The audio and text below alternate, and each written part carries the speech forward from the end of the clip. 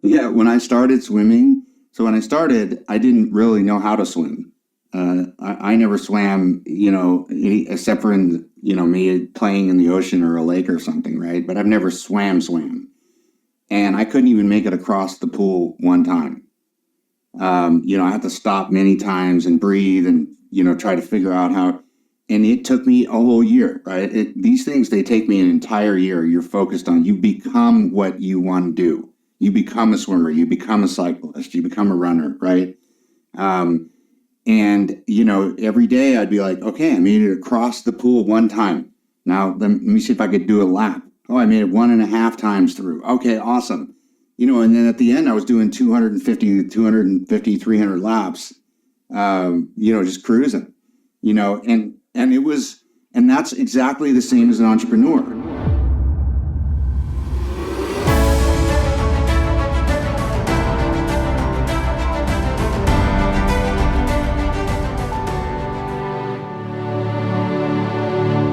All right, welcome back to another episode of Angels, Exits, and Acquisitions. I'm your host, Jeff Barnes with Angel Investors Network. Really excited about this interview with Gregory Shepard, the author of Startup Lifecycle and the founder of StartupScience.io, along with a lot of other startups and investment funds. We had a great conversation today about what it takes to succeed when you're in that startup space. Doesn't matter what kind of business you're in, really, but a lot of these things are intangible. And I think you're going to get a lot out of this episode with Gregory because we talk a lot about mindset and grit and determination and what it actually takes to succeed. And ironically, what his least favorite part of running a startup is, which I think is really interesting and ironic with what we do here at Angel Investors Network. So you'll enjoy the episode. Make sure you give us a little comment, like, subscribe, and share, and enjoy. Welcome to Angels, Exits, and Acquisitions, the place to learn how to fund, scale, exit, and massively profit as an angel investor or entrepreneur. Brought to you by the Angel Investors Network. And now, here's your host, Jeff Barnes. All right, welcome back to another episode of Angels, Exits, and Acquisitions. I'm here today with Gregory Shepard. Greg, how are you doing? I'm great, thank you. I appreciate you letting me, be on your show. It's an honor. Thank you. Absolutely. I'm looking forward to the conversation. Now, Greg, you have invested in and started your own companies, scaled your own companies, written a book on the process, and you have this thing called the Startup Lifecycle, which we're going to get into all of that today. However, before we jump into everything, why don't you go ahead and tell folks a little bit about your background and how you got to where you are today? Sure. So I am an autistic dyslexic savant. So it's been a struggle. My family was poor. We didn't have any money. We actually lived in tents while we built our own house. I have adopted siblings and foster siblings of different ethnicities. And, I started, really young catching rattlesnakes and selling them and selling Rubik's Cubes and, pretty much anything I could do. And then I started building businesses when I was about 19. I've done 12 startups, 12 exits, 4 private equity awards for transactions between 250 million and $1 billion, sold a couple companies to eBay, ended up working in the C-suite, then exited and became a candidate or a chairman for congressional candidate, and then trying to help founders, right? So I was trying to get more money into help founders. Well, that didn't work because politics sucks. And so instead, what I did is I started by using the data I collected for the book, for the Startup Lifecycle book, and then put together the platform on Startup Science. I would say that, I got here through like incredible grit and consistent persistency and just never, ever giving up despite how hard and stressful and awful it can be at times.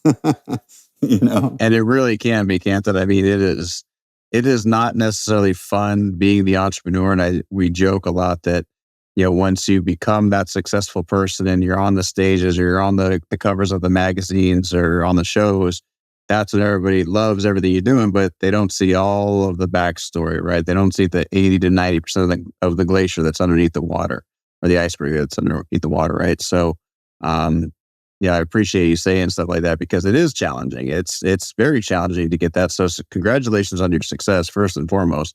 I can't imagine it was any easier for you. In fact, it sounds like, given some of the background that you have, maybe even a little bit more difficult than a lot of folks. But what was it that drove you into becoming an innovator and going to the startup world in the first place?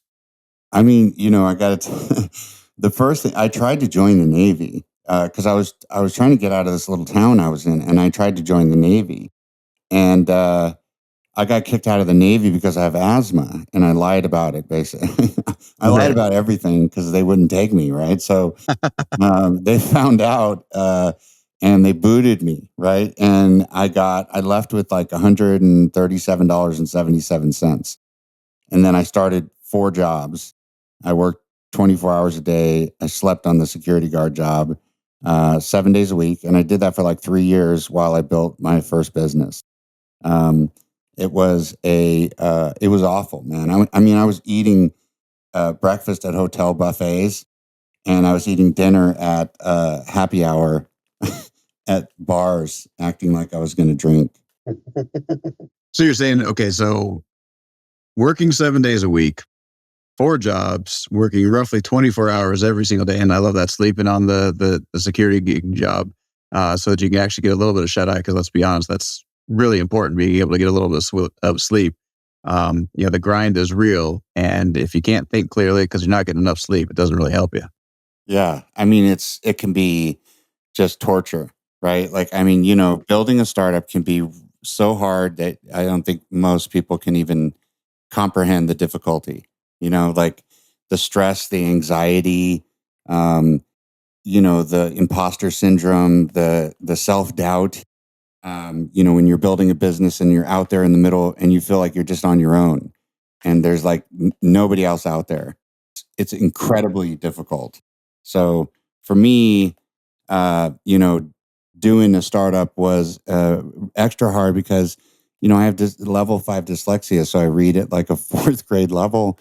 I read like a 3-year-old. And I'm not joking. And people always laugh. And I'm like, no, it's real. When I look at words, like books or whatever, for me, it's all over the place, right? It's like, it's moving. It's like a moving target. So for Right. me, it's like, it's almost impossible to read. So I use tools like computers and reading tools and stuff. And for a long time, they didn't have the tools. So I had to Right. take a piece of cardboard or a piece of paper and cut out a little hole and then read that way. So it was really hard, man. Really, really So hard. I'm trying to think, because I suffer from that mildly, and like reading words on a page are very, very difficult. And I tell people I have dyslexic fingers because every time I'm typing, the words come out backwards, or things are just going the wrong direction. But, there's these tools out there, the speed reading tools. And I got to tell you, they're amazing, right? Where they just put the one word up at a time and allow you to just, and I'm trying to remember the name of the one I use. It's not called Blitz, but something along those lines. And I'm able to get up to like 400 or 500 words a minute reading that way because there's not the distraction of the entire page. Have you ever Oh tried man, anything you like got to that? send that to me because that's a tool I haven't tried. Yeah, But I mean, I it's have a hard really time cool. reading menus. Yeah. No, So I understand. Well, I mean, yeah, that can always be challenging no matter who you are. yeah, That's why the true. pictures are great. But yeah, man. So the challenge of running a startup, right? There's a million of them. What did you find was one of the most frustrating aspects? Because you've gone through it a few times now. What is, and it's not that it's ever easy, right? Hopefully it's gotten easier as you've gone along. But what is one of the most frustrating parts of building a startup in your world? I think that for me, it's always raising money. I think for anybody, raising money is the colossal pain in the ass that everybody has to deal with, right? It's really, really hard. Um, and that's part of the reason why I built the startupscience.io thing, right? Because we have 215,000 investors that people can access free. Um, and I was trying to help, I'm trying to help entrepreneurs succeed. I mean, I did a research project starting in 2016. That was 5 years. I spent $500,000 on it to find out why, when, and how founders fail. And then that's what I put in the book. And that's what I teach now is like, here is the major reasons why founders fail. And then here are the outlier issues. So I focused on the major reasons because that's like, almost it's like 70 something percent of the founders are failing for the same reasons over and over. And I was like, well, if I can fix that, then I can change the trajectory of a large group of founders in the future that are actually changing the world. So from my personal experience, it's raising money is like just awful, right? I mean, like, asking people for money and proving to them, and you get so frustrated because you're like, this is amazing. I got this incredible idea. Why would you not invest? Like, how could you? And that's our perspective, right? Right. And the investor's perspective is, because I've been on both sides. I also had a fund with a bunch of companies in it. I still do, actually. And, from that perspective, you're looking at it saying, what is the risk? Do I trust the founder? Can this person actually pull this off? It's not just the idea. It's, can this person actually pull this off? Yep. So has it gotten easier? You mentioned, has it gotten easier? No. What happens to me anyway is that I take on bigger projects, right? So like early on, I was taking on, I did a lender bank when I was 19, and then I did applied environmental biotechnology. And then when the internet came out, I started coding, and then everything became software. And those were like one trick, like, projects where it was like, I guess I've been taking on bigger and bigger stuff. So the one I sold to eBay was affiliate marketing platform and agency. It was the first one in the world, the first one to go global and the first one to get acquired.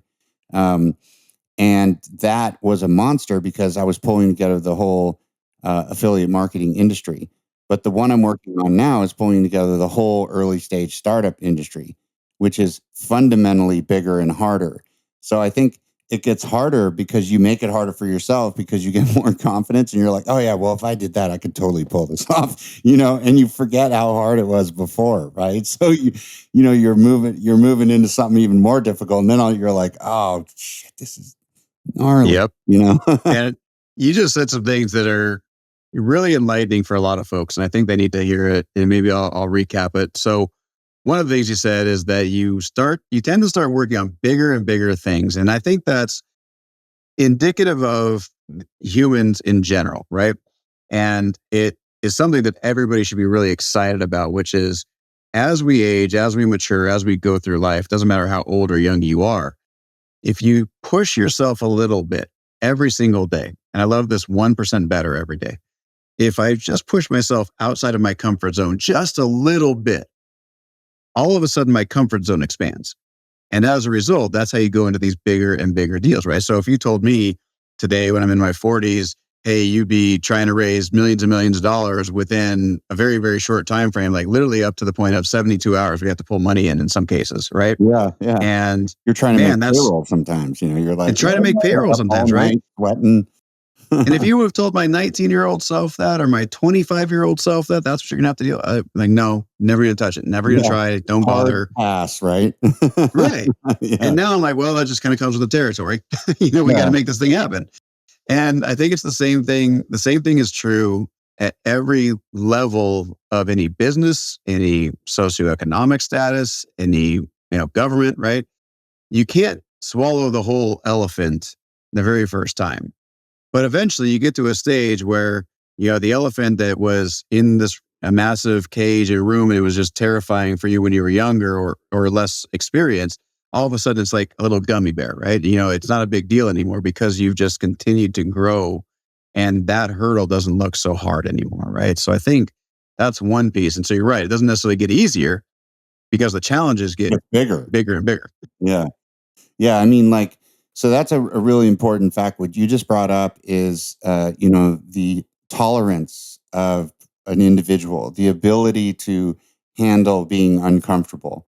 Since I was 18, every year I choose something that I think is impossible, and I spend the whole year doing it, right? So I've wrestled crocodiles, swam with the great whites, swam with other sharks without a cage. I've run marathon. I rode a bike 500 miles, climbed El Capitan, swam a marathon. Like I do these things and I have asthma, right? So for me, these things are impossible, but I do them. And I do them because I learned that I can do the impossible. And it brings up my high watermark of what I feel like I can accomplish in terms of your emotional status, right? Like when you're when you're swimming a marathon, you're swimming for 6.5 hours, right? So like swimming for 6.5 hours in the ocean, Right. right? I mean, and the salt water is burning your nose, and you're exhausted, right? I mean, you're just exhausted. And I'm scared of sharks, and I'm scared of the water, and I'm swimming through this, and I just keep telling myself that if I call it getting to the other side. If I get to the other side of something that it feels like it's impossible, and I look back on it, I realize I can do more and more things. And so I've done these things, since I was, 19 or 18 years old. The first one was to actually graduate from high school, which I thought was impossible for me. Um, and I do those things in business. This is my startup science is my 13th startup. And then in total, I've had 27 transactions, including the companies I've invested in. So, it's like the concept of being comfortable, being uncomfortable that you focus on. Absolutely.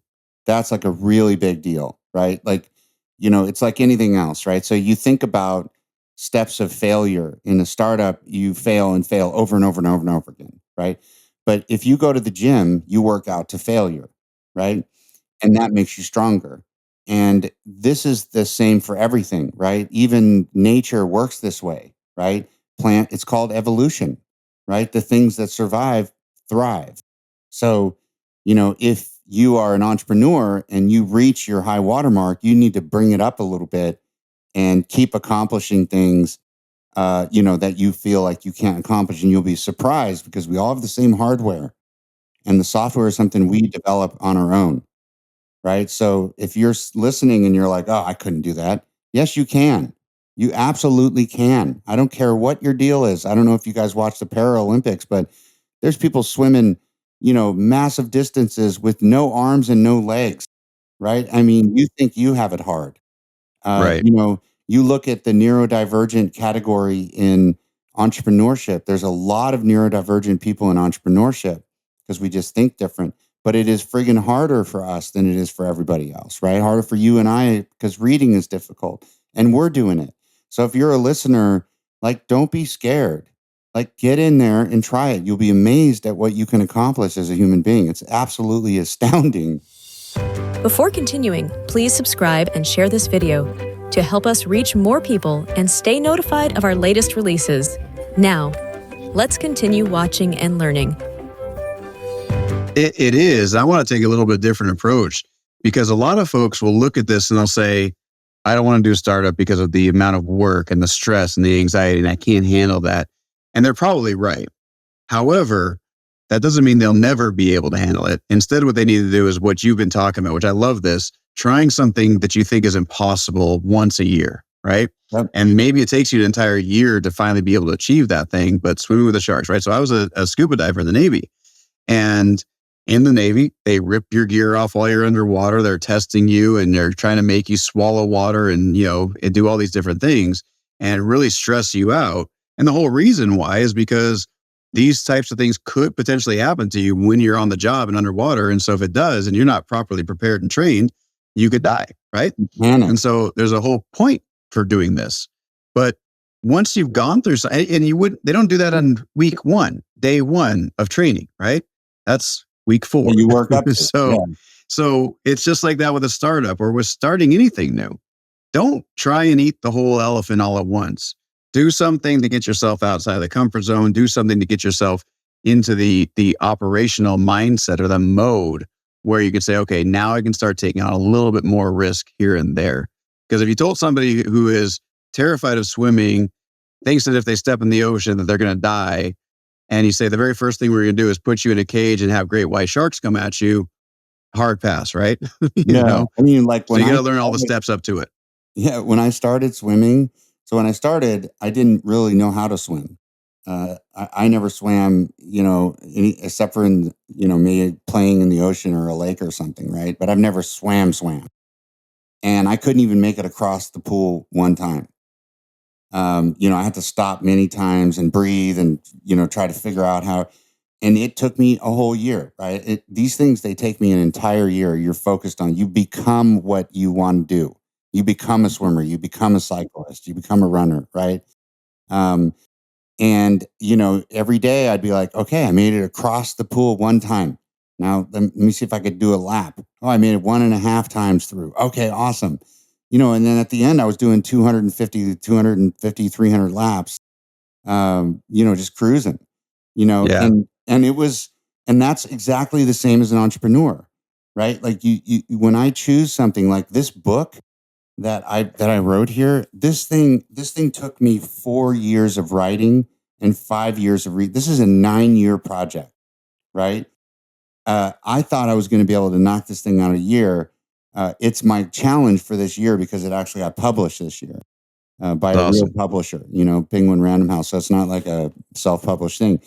And that for me was something that I would never dream that I could do that. I can't even read my own book. I have to do the audio book, right? So the fact that I did that is incredible. And I just want people to know that, you'd be amazed at what you can actually do if you set your mind to it. Dealing with this stress and the runaway anxiety, the difference is that stress is real, like this is happening. Anxiety is you fabricating what could happen, right? So like failure, like fabricating failure. But you feel it the same, and that's why it feels like stress, right? Yep. And Yeah. so Yeah. In the mind, whether it's real or perceived, it's doesn't real. matter. It's real to the mind. Exactly. Yeah. And so you do have to deal with these things. But you talked about your experience in the Navy, scuba diving, when you're swimming and you're out of breath and you're in the ocean, you're out there, right? And you can panic. The same thing can happen as a founder. You can just friggin' panic, but you learn, you train your body and your mind to get control of the panic. And then it's like, for me, it's like turning your sails, right? So if you have a headwind, you turn your sails and now you have a tailwind, right? So it's about like readjusting the way you're thinking to give yourself a different perspective. And that new perspective, letting go of the old and embracing the new, you know? Yep. No, I love that. And, you said something that made me think of this quote, which I absolutely hate, which is fake it till you make it. Right. And a Yeah. lot of people will take that, and I don't think they fully understand it. And I know the intention behind the quote, and whoever created this, it makes sense to them, but it's more of act as if, right? And have the mentality of, okay, let's just say, so Gregory Shepard's going to go out there and he's going to write a book, and he's dyslexic, and it's really hard for him to do this. And he's, struggles with sitting down typing or research or whatever the case may be. Well, how would the Gregory Shepard, who is a world-renowned publisher and published author, best-selling author, how would that person act? Well, that person would act as if they're going to sit down and write a book. Well, what does that person need to do? That person needs to get in the mindset of researching. That person needs to realize that being dyslexic is not going to hold it back, right? So it's not faking it till you make it. It's acting as if you are that person and becoming that person in your mind first who is going to succeed. Dude, And that I is think that's a lot of what so, you're saying. yeah, it's so true because whenever I do these things, including things in business, right? Any sort of a challenge I do, I always visualize finishing it every time I engage. Like, so if I'm going to go swim, if I'm going to work on the business, whatever it is, I always visualize, like I close my eyes and actually visualize myself, crossing the finish line or whatever, or if it's in a day. And, when I was running, that was really hard to run a marathon. It was really hard. And I would do, and I was just trying to get to, 8 miles or something, right? I would visualize looking at my watch and seeing 8 miles. And I would visualize the pain and suffering I was going to go through. I would face it before it happened. So when it happened, I expected it. And then so that concept of act as if, you can even reel back to an instance. Like I'm Yep. pitching an investor, right? So I say, I realize that the chances are the investor is going to turn me down. And that's one possible outcome. But another possible outcome is that the investor is going to embrace the concept and want to invest in the business, right? So I deal with both of these scenarios ahead of time. So when I hear it, I'm not surprised. If I fail, I think of it as a step in the right direction, right? Yeah. If I succeed, I think, oh my God, I'm way ahead of the game. I think And I want failure to is hit on vulnerable. that because let's bring it into this raising capital piece, because that's what I help a lot of folks with. And you've done it, you've gone through, you probably help a lot of folks with it too, especially inside of your book. Like you said, if it's one of the biggest challenges most people run into, then it's something that people have to understand. And there's a part of what you said, which I want to make sure people really understand. And I know what you're saying. I want to make sure they understand this, which is, could the investor say no? Could they laugh me out of the office? Could they scream and yell at me? Could they tell me I'm wasting their time? Could they tell me I have the dumbest idea in the world? The answer is, of course, yes. All right. So I have to steel my emotions against that.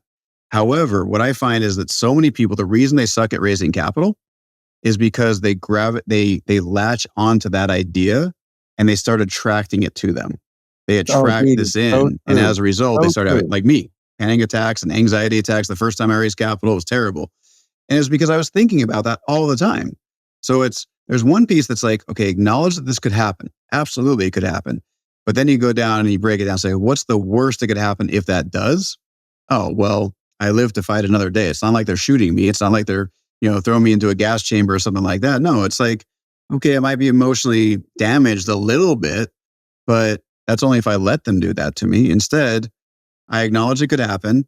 But what would I rather have happen? Well, I'd rather them say, yes, I like the idea. Or even if they say no, give me feedback as to how to make it better. Right. Right. Or refer you or whatever. Right. I mean, that's why the concept of failure is such like struggle and failure, I think, are fundamental principles to being successful at anything. Yeah. Right? Like to your point in the Navy, like putting you through that struggle raises your high water mark. Absolutely. Right? And failing along that path of struggle raises your tolerance for struggle. Right.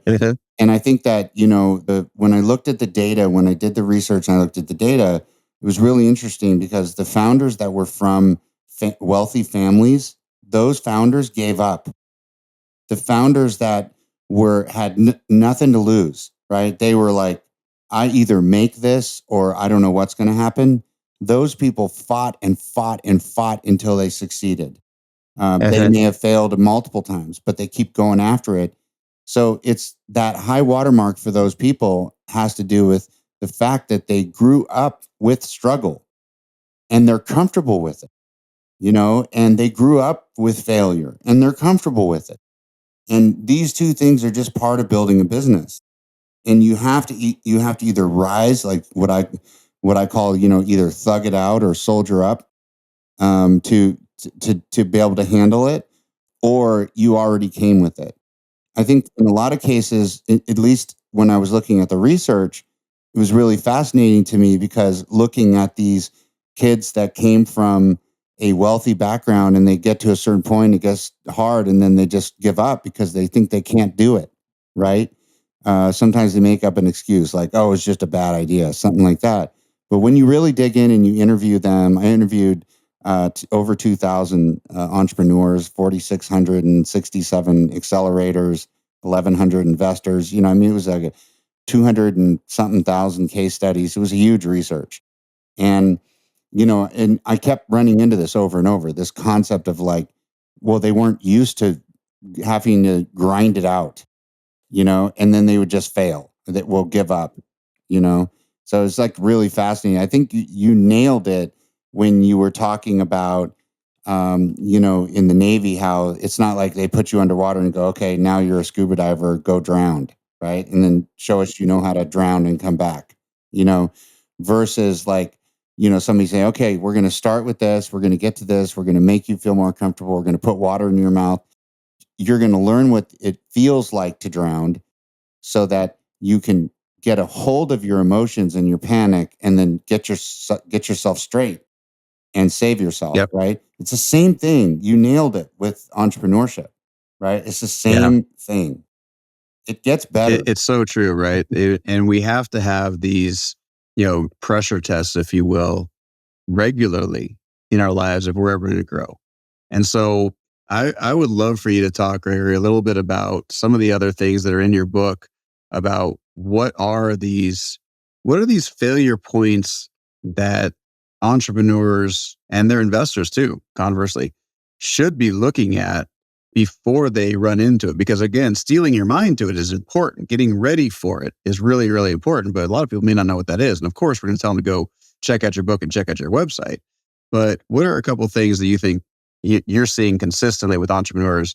Because like you say, raising capital, hard to do, not impossible. Some people do a great job of it in spite of having a terrible business, right? So there's definitely a key there for certain people. Yeah.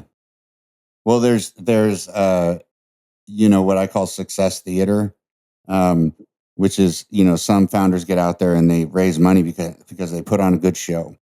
And they're all show and no go, right? And then there's the founders that are all go and no show. And sometimes investors can't tell the difference. In the book, in the research, you have about 47% of the founders fail within the first 18 months. The rest of the founders over the following 5 years fail for things they did in the first 18 months. So the first 18 months is like critical, right? So what I do is I focused on early stage, so pre-A round in the research and in the book.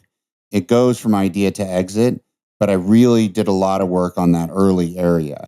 The number one reason why founders actually fail, so there's a lot of, information out there that says, oh, bad idea, couldn't raise money, this kind of stuff. But all those things do is cause you to ask another question. Why? Why couldn't you do this? Why was this way? And the number one reason was bad decisions, of course, right? And then you ask, okay, well, why did you make the bad decisions? And they say, well, I got bad advice. And then I asked, well, who gave you the bad advice? And this is an unpopular, but it's true. This is what they said. Mentors in accelerators, program managers in accelerators or incubators, investors, and other founders. That's what came out, right? And so then I started asking them, okay, well, tell me specifically, where did you get the bad advice from an investor? And they said, well, and they unpacked this huge story, multiple different stories. And I used AI to sort it out, right? To get the transcriptions and try to find stuff. Yeah, because it was insane. And really what it came down to is that the investors, none of these people have the intention of hurting the founder. They all have a vested interest in their success, but they see the business from a different lens. An investor is seeing the business from an investor's lens, not a practitioner's lens. So a lot of times the investor will step in and give the founder advice, and the founder thinks, oh, this is my investor. I have to listen. I surveyed these investors, and none of them had ever done a startup before. So they were giving advice from what they had seen, not what is being done right now. So that's like, saying to somebody, I saw somebody ride a bike a whole bunch of times. So now I know how to ride a bike, right? Like it doesn't work that way.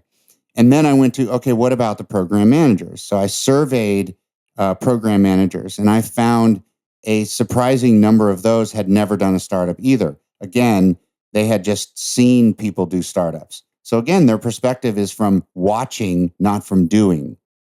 And then I went in and said, okay, what about the mentors? So I interviewed the mentors. A lot of the mentors were people from big corporates.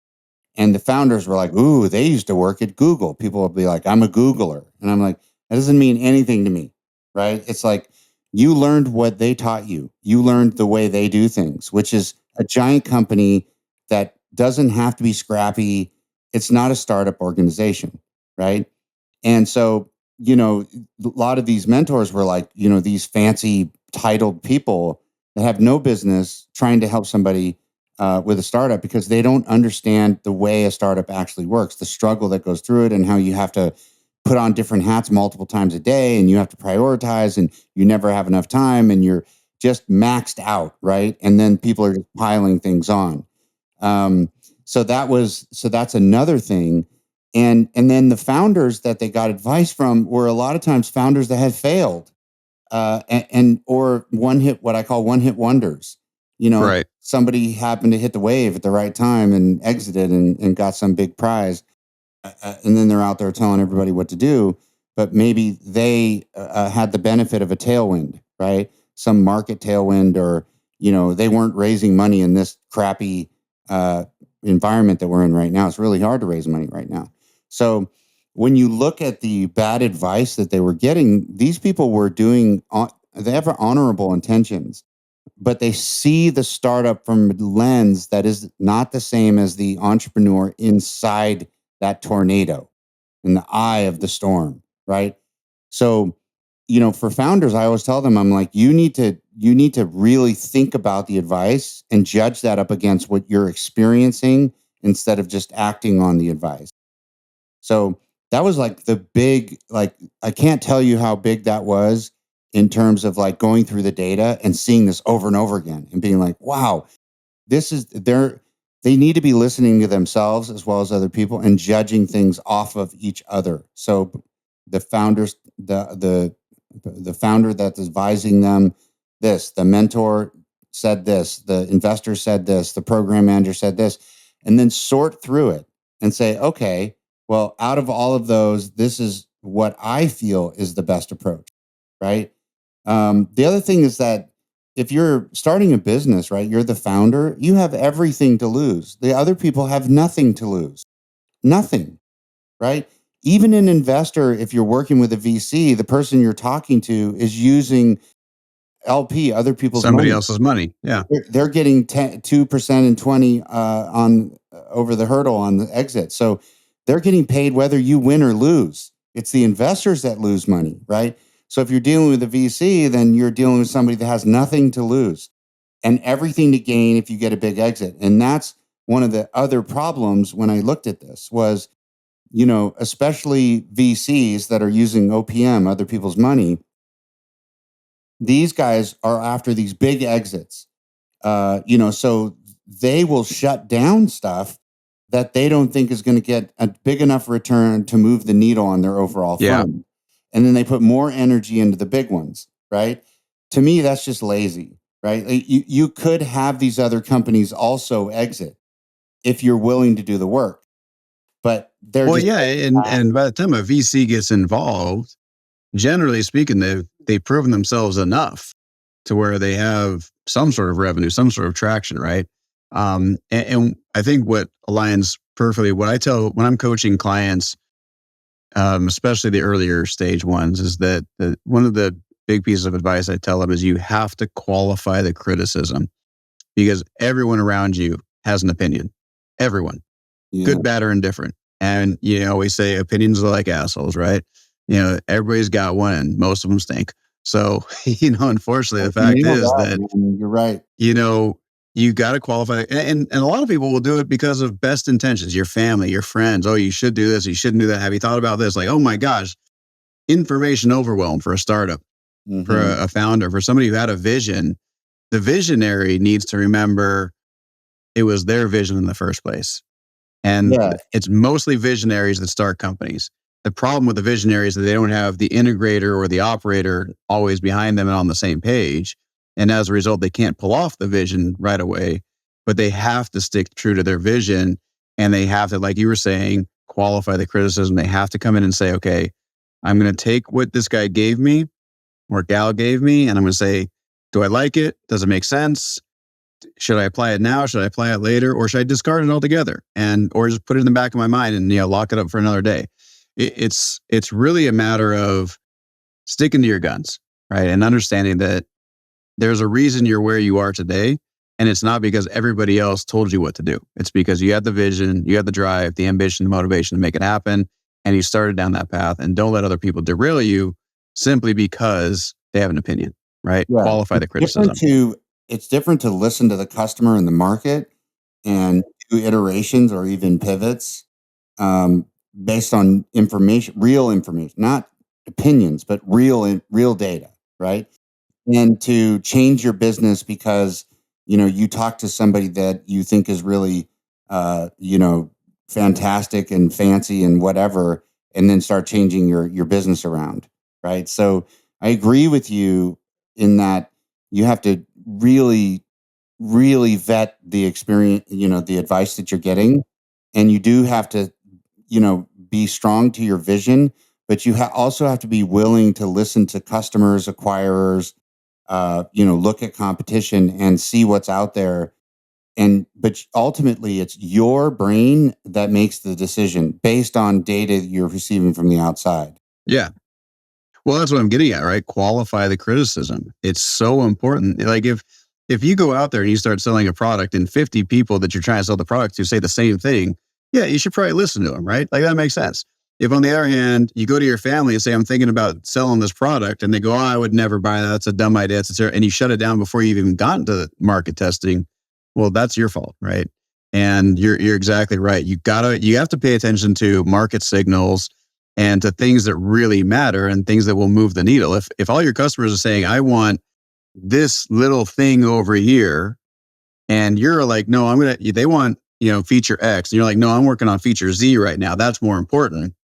Well, maybe it's a great idea in the future, but maybe the market's not ready for it. And all they need is this silly little thing over here that you, again, as the visionary founder, you're like, that's so dumb. Why would they want that? And I don't think that's important. That's not really what they actually need. What they actually need is this. No, give them what they want and then continue building towards that, because maybe they will eventually see that they need that too.